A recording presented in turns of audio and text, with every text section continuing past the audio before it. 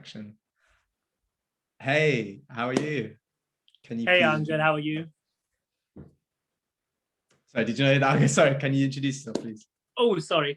My name is Kamar. On Instagram, I go by as the Chan Child. I'm known for my artwork, so I make concepts and I'm a storyteller. And through the concepts I make, I tell stories via my captions. So that's what I do, and that's what I'm about.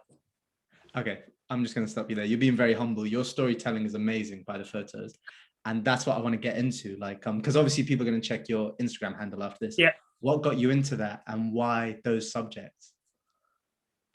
I think for me, when it comes to storytelling, I'm not just picking up any story and just telling it. I want to relate to it. And, it's things that I grew up with. I grew up with four sisters in a house. So I was, at that point, I was the oldest son. But then later on, we had a younger brother. But I grew up with how they treated my sisters to me. And not in a way that it was bad, but it's the way that the society was. And that, for me, at first was very strange. I was like, why are they getting told to clean the house and I can sit and watch TV? Why are they getting told to like hoover and I can just sit around doing nothing? And for me, I was just like, that's very weird. And I used to help. I used to like, no, I want to learn as well. Like, it should be good that I should know these things. But I think the more I got to grips with everything, I kind of realized that actually this is the norms. This is the norms of the South Asian community. This is it. Like, if you're a girl, you got to learn all these things because apparently you're going to need it later on. But if you're a guy, you can sit, you can enjoy, go to college, go to school, get a job, and that's it. You've got it pretty easy, I think. And then that's where I was just like, okay, I should really start to highlight these subjects and taking off, even every content every content and every concept I talk about, I take it from my personal experience or somewhere where I've seen it personally. And that's why I'm very careful with what I choose to portray as well, because I'm like, I should be able to relate with it. Otherwise, there is a lot of issues that I can talk about. The issues are on, there's so many, and there's so many things I can highlight, but I'm like, I still want to like when someone reads my caption, I want them to be like, you know what? I see it because it's coming from his heart rather than like he's just picked that off the internet. He's copied and pasted it, added in a few bits about himself, and that's it. Boom. We've got a picture in front of us. That's true. That's interesting. So from a very early stage, you noticed the difference in the South Asian community from women and men. So how did you go about that? Like, how did you navigate through that? It was very weird. It was just like, for instance, like I remember there was this time when one of our cousins was coming over, and my mom was like to my sister, and they were wearing the traditional wear. And my mom was like, go upstairs and get changed. Don't wear tight clothes in front of men. So excuse me. So for me, I think at the age like 15, and I was like, excuse me. She's like, yeah, because it's wrong, and these men will have. And I was like, okay, then why are we inviting these cousins into our house if they have a bad eye or a wrong eye? She's like, yeah, but you don't understand, men are like this. And I was like, okay, but this is the problem. You are basically telling the daughters to change because you think men are the issues, when it should be the other way around. You should be like, hey, don't look at my daughter, and I think it's like little jobs. Even growing up, my mom always used to say to one of we all joke about it now with our siblings. So I think one of the favorite line my mom used to be like, "Tumhara guzara kaise hoga?" Is like, what will happen to you in the future? She's like, you can't cook, what will happen to you? You can't even clean properly, what will happen to you? And I was like, nothing will happen to her. Like, he can also learn to cook as well. I know how to cook.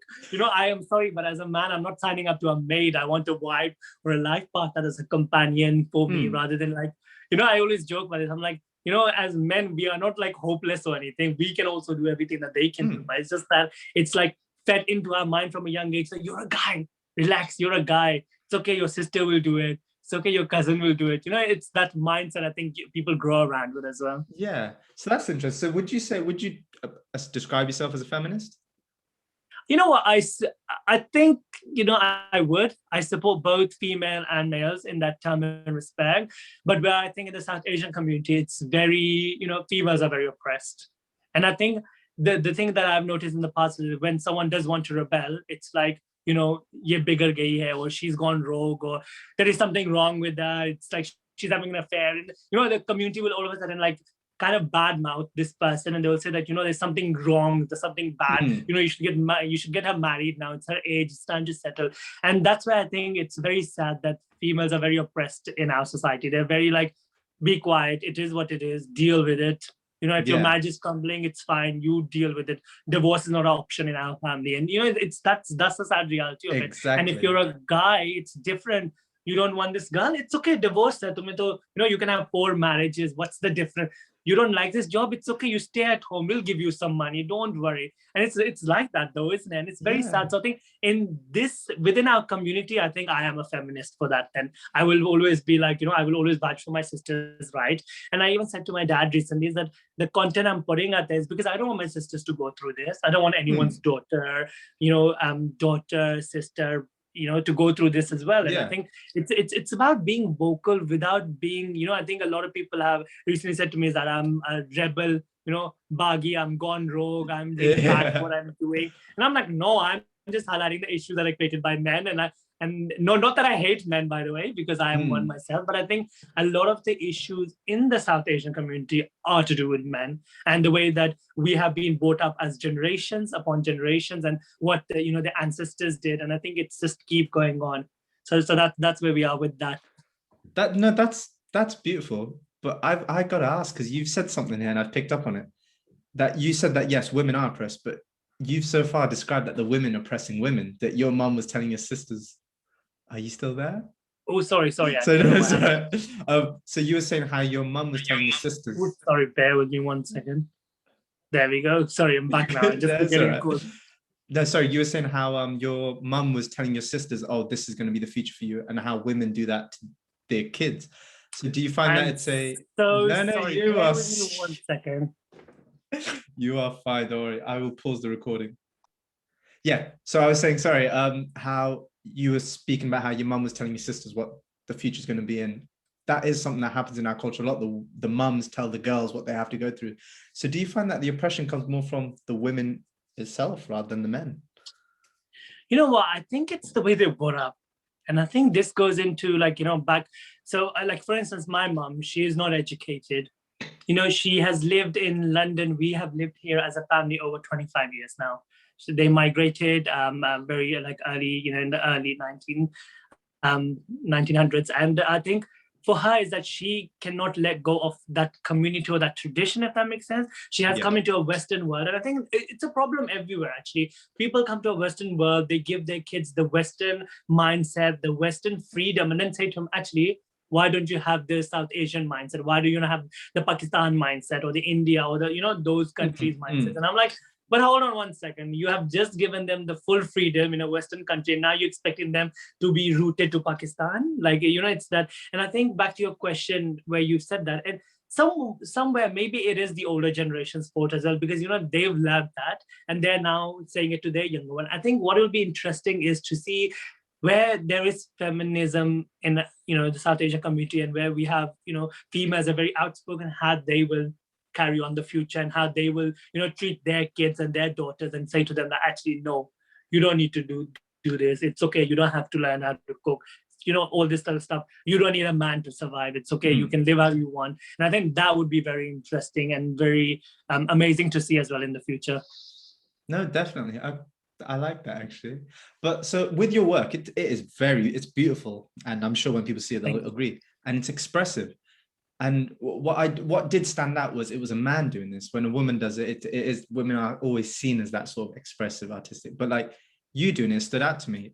Why do you think that is a stigma especially in our culture, that a man's being expressive? Oh, you know what? I think it comes to a lot of things. I think where I've got a lot of love for my work, I had a lot of hate. I had a backlash of there as well. And the backlash actually, funny enough, came from South Asian men. And then, there was a few selective females in there as well, chucking some harsh comments towards me. And, the comment list can go on and I can sit here and talk about it. But I think it's very interesting to see. And for me, I just kept saying to these people is that, okay, you're just seeing a picture, go and read the caption. Go and read the caption. And if the caption, you still think that my work is not justifiable by my picture, it's okay. Then come back and say to me that, you know what, you are those things that I've just said to you 3 comments ago. And I think it's that people find it weird, especially I think is that, and a lot of the times I've had exchanged with DMs with females as well, and they've said they love my work. They also said they find it very strange that a man is doing it. They're like, it's not common for a man to be talking about issues, because again, I think, as I said before, a lot of the issues are to do with the men mentality, I think, and that's why people are like, 1 second, a man is talking about the issues about himself basically now, and then that's why people are finding it really like weird. And I think that's why also like people are like, you know what, it's kind of cool as well. I think at the same time, they're like, what is this? Ye kya hai? Like, what is this? Who is he? Why is he doing this? Like, it doesn't make sense. And I think every time someone has contacted me and reached out to me and asked me, I think I always say them the same thing. I say that, I grew up with females in my house, and I just don't want to like, have this future where that it carries on with the same mindset. And even if one person can be influenced by what I talk about, or it can change someone's life, that's good enough for me. No, that's brilliant. Exactly. And it's funny how it's a good thing you're doing, but it is kind of seen as, oh, it's a man doing it. It's good. And at the same time, it's a bit like, oh, so why is it in the South Asian culture? And obviously this is just your opinion, but I'm just intrigued to know, like, why is it difficult for men to show their emotions? Why do you think it's so hard for us to express ourselves? And when we do express it, we're seen as weak. You know what? I think it's men all over the world, I think. But if we come to the South Asian community in general, I think it's because, you see your dad, your brother as an alpha, alpha male of the house, like, the leader of the house. And you feel like that you cannot crumble in front of them. You cannot show the emotions. You cannot be upset in front of them because they will think that, when I, like, a lot of the time I hear that, when people do like, talk about the emotions, like, what are you? Are you a girl? Why are you crying for? Only girls sit and cry. And, that's where you're like, okay, 1 second, it's emotions, they're okay. And what, I think we all have been guilty as men to, kind of bottle up our emotions. I've done it many times. Surely you might have done it a few times. Definitely.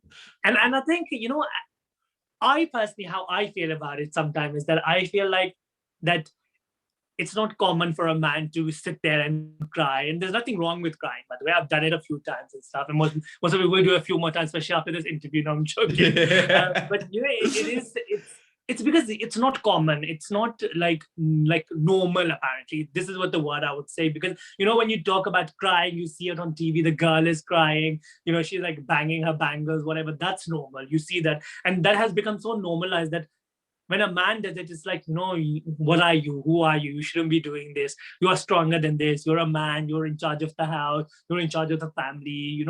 It's like that, though, unfortunately. I think it's what's been built into us over years and stuff. And then that's where people are a bit timid or a bit shy and they don't like to express themselves. And I think it's also very bad as well because you should be able to express yourself. I just do it crazy. I'm like, as they say, Mufat. I say whatever comes on my mind. I'm very unfiltered. I think that's why some people like me, because I just say the first thing that comes to my mind, and I'm very honest as well. Exactly. I just share my expectations and my emotions as they are. No, so here's a question, and I'd be intrigued to know. So I go to counseling, and it took me a while to end up going to counseling because I grew up in the South Asian culture where you keep your emotions to yourself, you show everyone you're a man.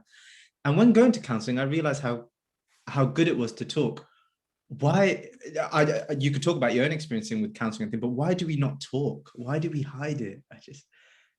With counseling, I think there's many reasons why you can go to counseling. I think one of my sister had been to counseling before, and it was to do with mental health. Now, as a South Asian community, we do not believe in mental health. Yep. It's like, this is nothing. It's just you being silly and like. I'm gonna maybe get a backlash from my dad for saying this, but my parents are like, normally like, you stay up late all night, you eat so much weird stuff, and you're telling me you have mental health. This is what you are doing. It's your own body. So you're always on that phone.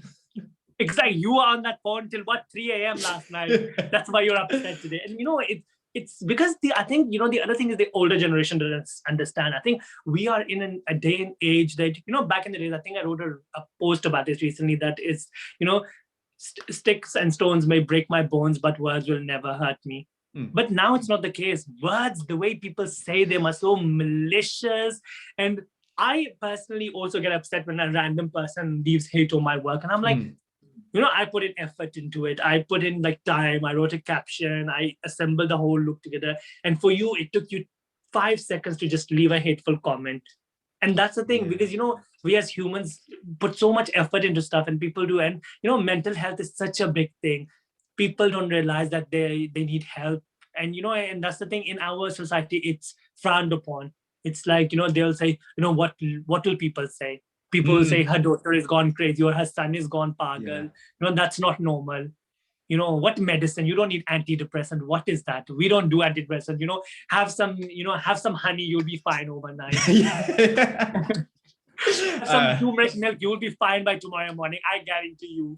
I will speak to the peer and they will do, like a prayer for you. We'll do prayer for you. And that's the thing. That's what's, I think, very common around the South Asian community. That's something also I grew up with. So I saw it. And, that's why people don't go to counseling. And I think also they feel like that it's a bad thing they're going to counseling. They're like, I think the mindset of counseling, there's so many issues that person can go for counseling and think, like when we're talking about especially like marriage and stuff, they're like, no, it needs to be done between closed doors. You need to sit there as a husband and wife, sort it out. If it's a family issue, it needs to be done before closed door. Nobody needs to know that you're going to get help. And I think that's where people stand with it, that they feel like that's going to bring shame to them. And that's why people like, we don't want to talk about it because it's going to bring shame to our family. What will happen if someone finds out? And I think that's where counseling is, for me personally, what my opinion on it is. I don't know, maybe you might think a bit different to that, but I think that's what I grew up with and that's what I saw. And that's why I think people are avoiding to go to counseling. No, I have the same opinion, because that's exactly why it took me a long time, because everything that you said is exactly what I went through, where you're seen as crazy, you're seen as not normal. And then if you do it, you're going to feel crazy. But the truth is, it's the best thing you can do. Talk to someone. No, that's brilliant. So going back onto women. So women are seen as property in our culture. I don't know if you'd agree with that, but I would definitely say growing up, that's how I saw women, as they were basically property. When you get married, you're now his property. Why? Why do you think that is? In your opinion, why is that a thing in our culture? Again, your work touches on this. You know what? I touch upon it a lot. I think there was a post I did a couple of weeks back, is that don't study too much. You're only going to get married. And that is a common thing. A common thing is that girls from a young age are told, firstly, I think it's the restriction of their father. That's how it's brought up to them, that, the first, I think, 18 years of their life minimum is like, don't do this, your Abba will get angry. Don't do this, your dad won't approve. You can't do this because your dad will get angry. Do it after marriage, actually. Why are you studying so much? You will only get married. Learn this. What will your husband say? What will your in-laws say? And then after 18, whatever, let's say 18, 20, she gets married, or however long it takes for her to get married, she's the husband's property now. It's like anything happens, it's like, why did you not do this at your parents' house? You're here to serve me and my parents. And I think, from a young age, I think the question that I always ask my mom is that, why is it like this, Amma? Like, why? And she's like, this is how it was. This is how my mom lived. This is how my mom's mom lived. And that's how we've been living. This is how your aunties live. This is how your nieces live. This is normal. This is it. As a female, hypothetically, we are brought up to believe that, when we get married, that our life is devoted to our husband. You have to serve him, look after his family, produce kid and stuff. And I think I had also written in a post recently, is that sometime a man will turn around and say to his married wife, especially if it's a housewife, what have you done for me? You want, like, he'll be like, what is your contribution to my life? And you're like, actually, she has only given up all her life, given you kids, looked after your parents, looked after your house, make your house into a home, and you're turning around and saying to someone, what is your contribution in my life? And that's the thing. I think men feel they're entitled. They feel like, they see it from a young age. They see that, that their amma does everything for their dad. And they see that. They're like, okay, I'll be married. She'll cook food for me when I come home. My clothes will magically be ironed. Like, I will have chai brought to me. And, it's like, and not in a rude or a hard way. It's like they're getting a servant, actually. They're not getting a wife. They're getting a servant because, and that's what I said, recently. A year ago, my mom wanted me to get married. And she said to me, Kamal, this girl will be amazing. She'll come, she'll cook and clean. And I'm like, but I can do all that. I have to marry someone to cook and clean for me. I can do it myself. I can go. I'm like, what exactly. Is she's like, but it's normal though. You need to get married. If you get married to this girl, like, you will, like, it'll be so nice for you. She'll cook you and clean for you and look after your house. And I'm like, Mom, I live in a 1-bedroom flat. Don't think it's that hard to look after a flat personally. If I lived in a mansion, okay, maybe. No, I'm joking. But that's the mindset. And then it's like you're basically taught that, like, as a female, she'll be your property. Like, I have like aunties and stuff where, they can't leave the house without a niqab.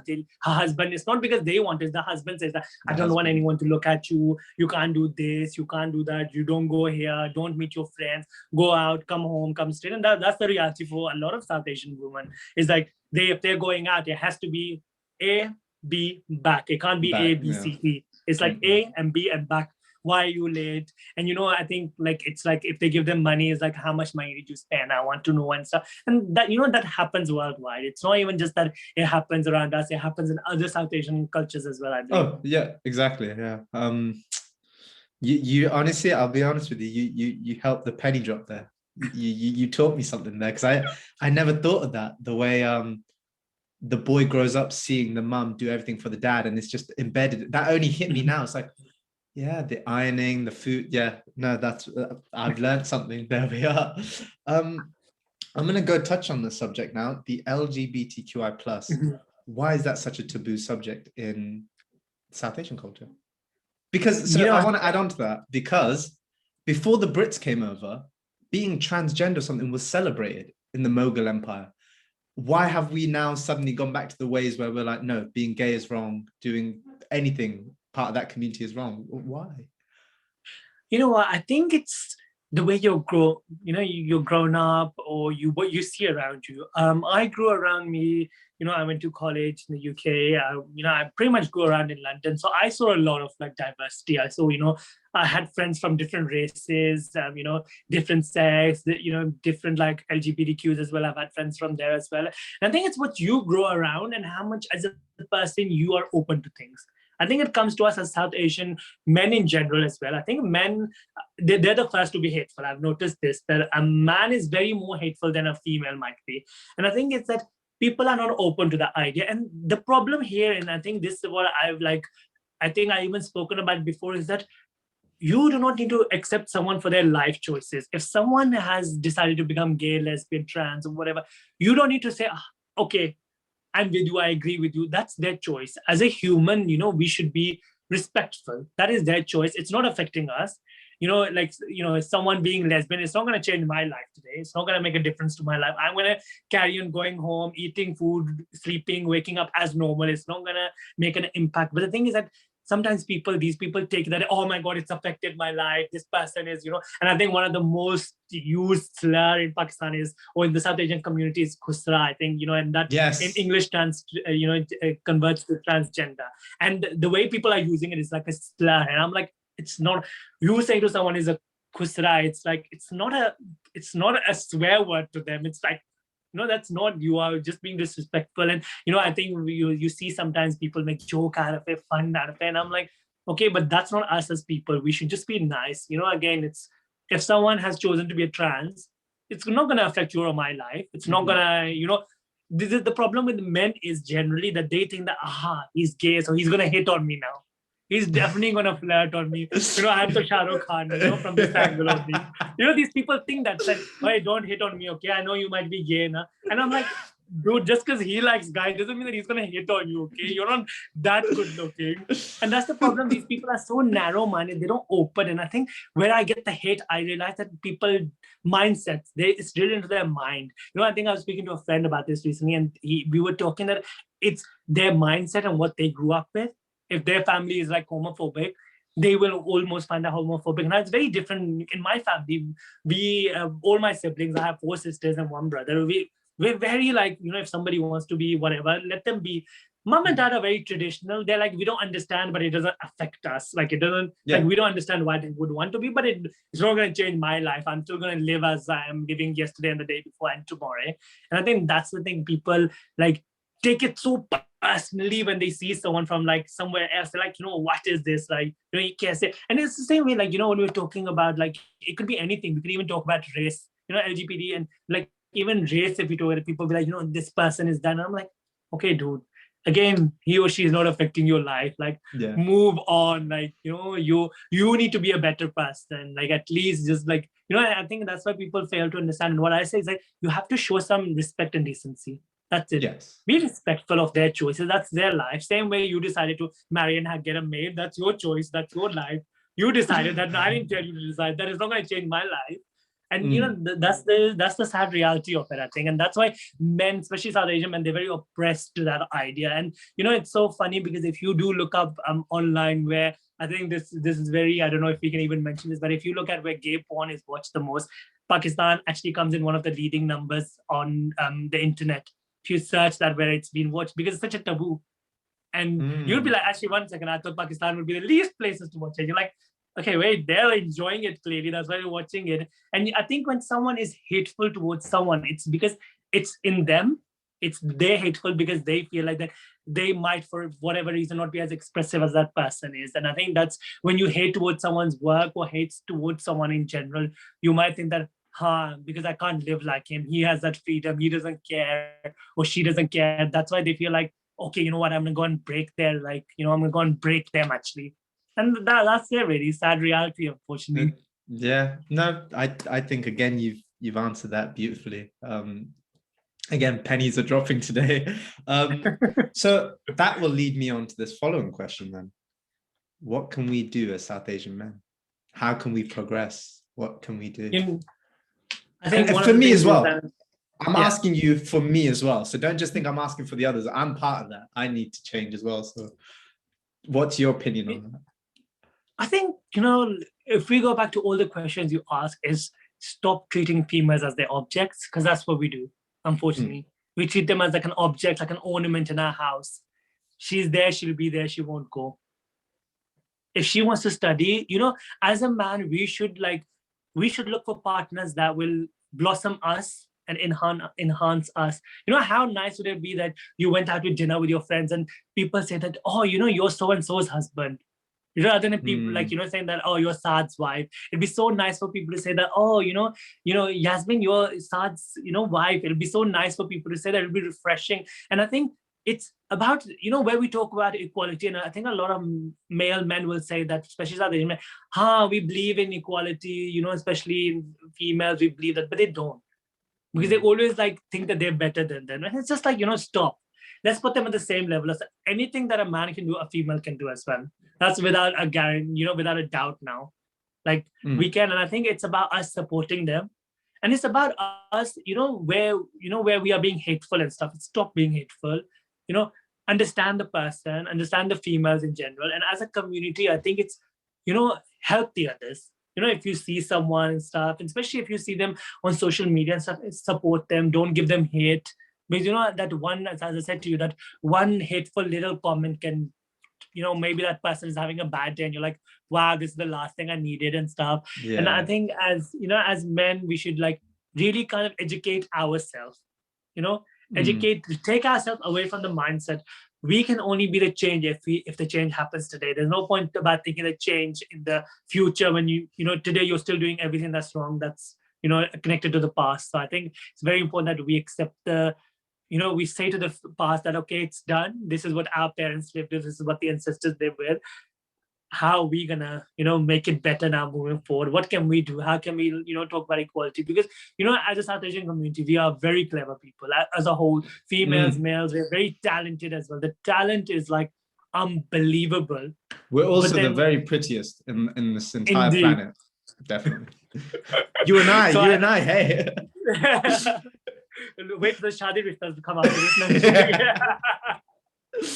No, I think, you know what, it's about now like joining hands in hand and moving forward and, you know, helping those when we see that. And, you know what, it's about like, you know, when something is wrong, let's be vocal about it. I think recently I put on my Instagram story about, you know, a Pakistani girl, Aisha, she commits suicide. You know, it was a forceful marriage, one-sided, whatever. She killed herself.